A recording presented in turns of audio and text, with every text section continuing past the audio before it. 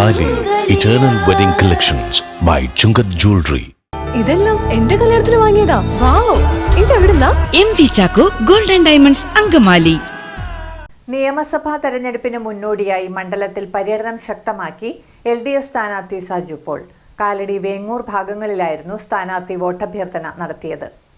നിയമസഭാ തെരഞ്ഞെടുപ്പിന് മുന്നോടിയായി മണ്ഡലത്തിൽ പര്യടനം ശക്തമാക്കി LDF സ്ഥാനാർത്ഥി സാജു പോൾ.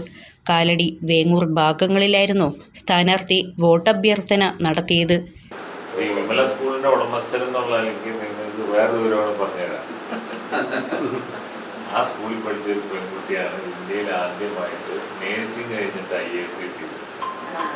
അത് ഞങ്ങളുടെ കൗൺസിലറായിരുന്നൊരു കുഞ്ഞനാമ ടീച്ചറൊക്കെ പഠിച്ചിട്ടുണ്ട്.